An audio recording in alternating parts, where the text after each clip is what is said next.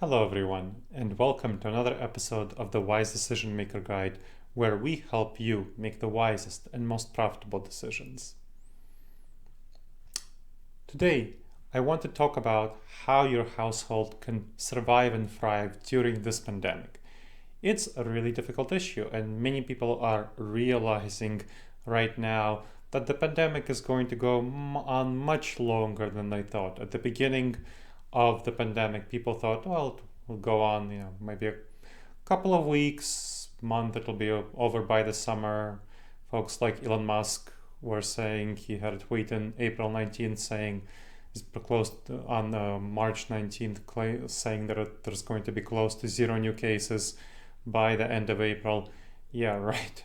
Unfortunately, we are in the pandemic right now, in the depths of it. At the end of August, we have over 180,000 people dead and over 5 million cases. So it's a pretty terrible situation.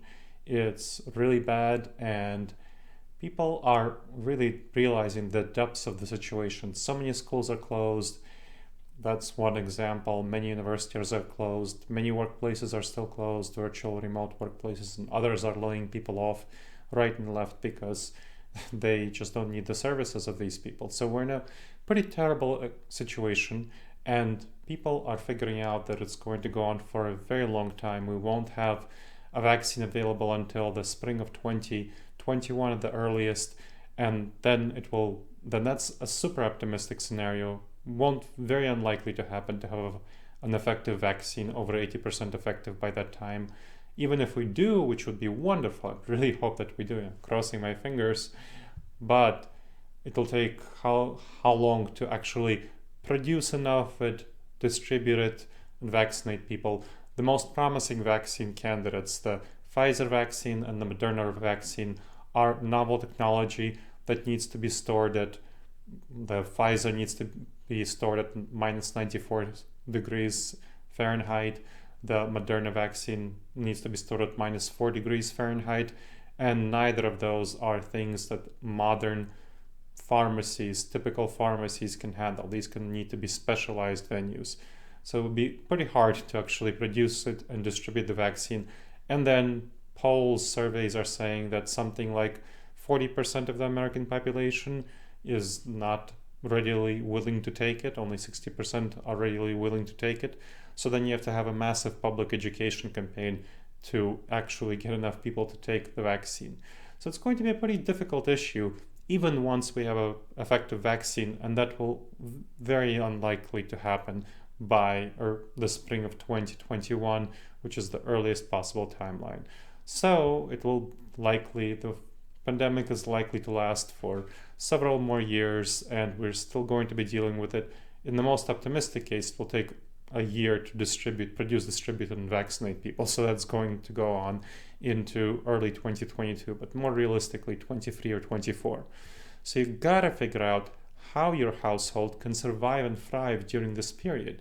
You as an individual, your household as a whole, that's something you really need to learn about and you need to think about. You need to make a plan for your household to survive and thrive in this pandemic. Not simply treat it as a day-to-day issue, not simply treat it as, hey, I'm going to deal with this next flare-up, next issue of COVID-19 related next, and not really think about the long-term consequences. Because when you don't think about the long-term consequences, you burn out. People are treating COVID-19 as a sprint, but really it's a marathon. And they need to think about this for their household, for themselves. How do they address this? How do they change the way they live? How do they change their mental habits, their physical habits, everything about how they go about their personal lives, their family lives, their connection to others. You need to figure out how to satisfy your needs in this new abnormal. And that is where we're in my new book called Resilience, Adapt and Plan for the New Abnormal of the COVID-19 coronavirus pandemic. I talk about how we can't think of it as going back to a normal or falling into a cognitive bias, a dangerous judgment error called the normalcy bias, where we want to act as though things are normal. And so we don't really think through how to address this new abnormal. So what we need to do is figure out how to satisfy your underlying needs, because pandemic or no pandemic, your underlying needs, Your household's underlying needs remain the same, but you have to figure out how to satisfy them in a different way. There's going to be much less interaction with people outside your household. You already figured that out, but you need to think about the consequences, the long-term consequences of these lesser interactions. Not seeing your favorite family members for Thanksgiving.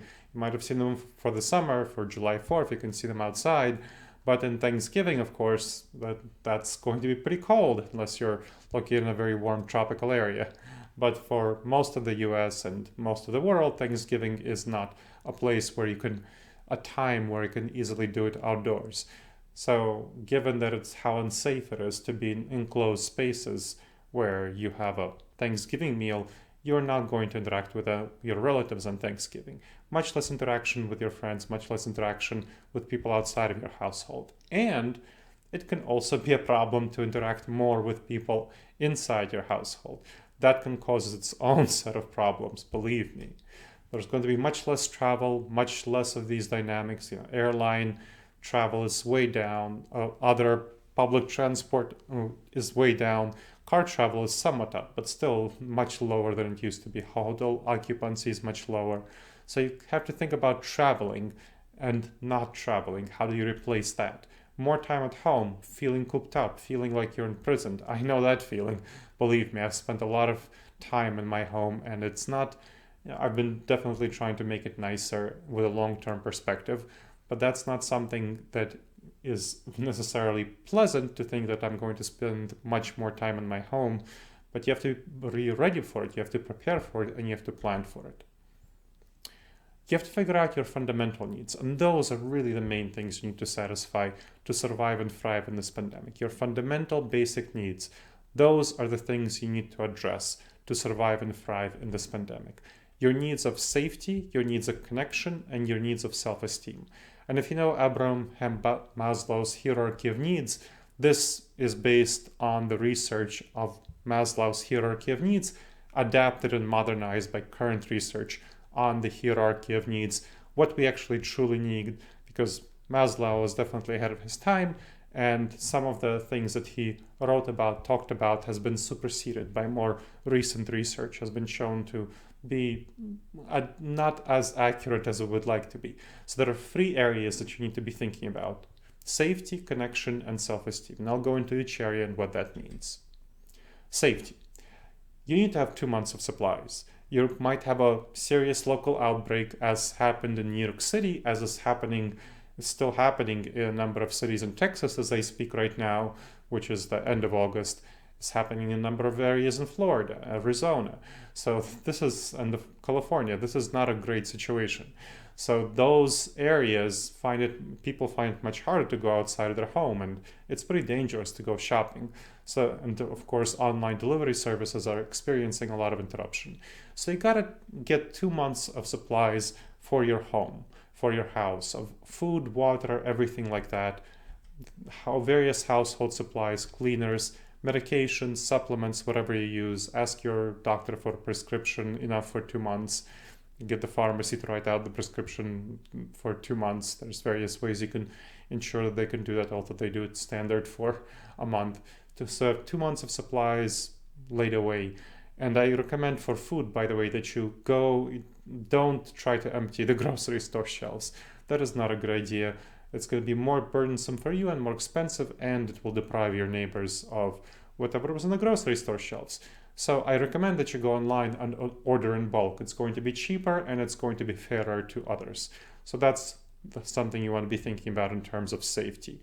As part, of course, of safety, you want to be thinking about your economic safety and how will you ensure that your job is safe in the pandemic. It depends, of course, on your job, but that's something you want to be thinking about, how your career will progress. Right now, we're in a situation where the PPP loans are protecting many people's jobs, but pretty soon they'll run out and many people will get laid off who aren't expecting to get laid off. Connection. You want to be thinking about your connection to others, members of your household. So of course you're spending a lot more time with them, with your kids, if you have kids, with your romantic partner. If you're, let's say, spending time with your romantic partner, with my wife, for example, right now we're spending 24/7 together.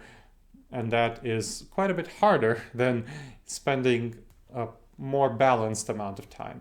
So we sat down and we figured out how to avoid getting in each other's faces and each other's spaces quite as much, and make sure that we have a balance of how we interact and integrate our lives with each other. And that's when I coach people as an executive coach and as a life coach. That has been really helpful for people to think about. How do you manage your relationships? That is something to think through, and all aspects of your relationships, to make sure that they're balanced and that you're not harming your relationships with important people in your life. And your romantic partners, your kids, especially teenagers, it's hard to deal with them being in the same household, for them to deal with it, for you to deal with it.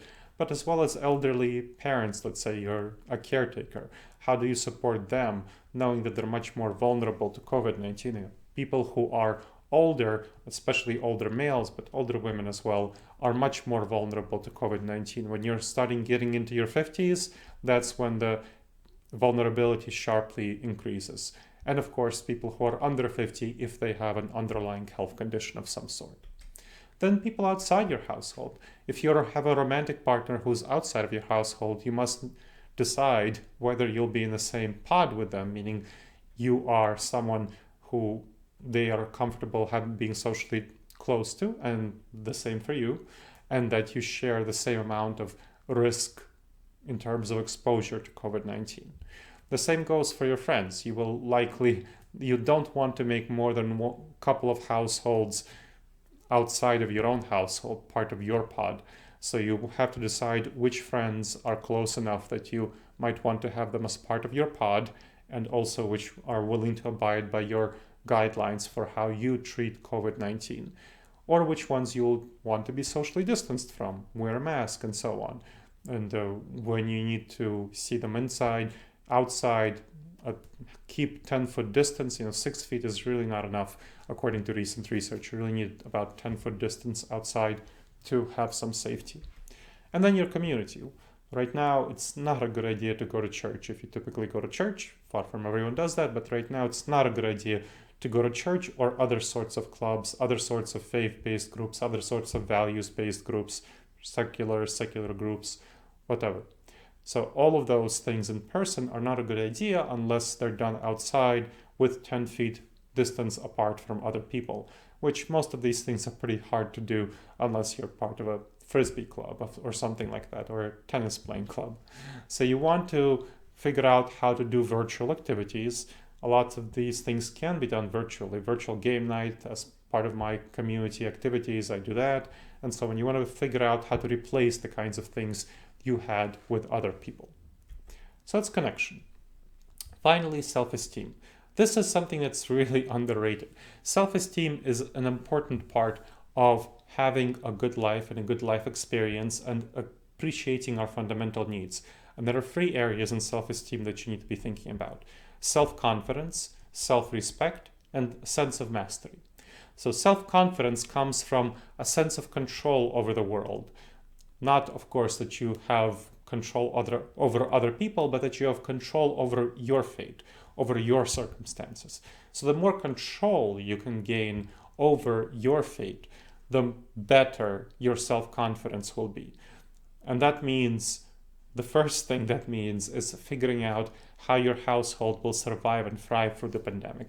Sitting down, working out a plan by yourself and or with other members of your household who are the responsible adults in your household. And of course, for yourself, you want to also have some activities by yourself without other members of the household, how you will survive and thrive as a household in the pandemic. That is going to be a great first step to building up that confidence.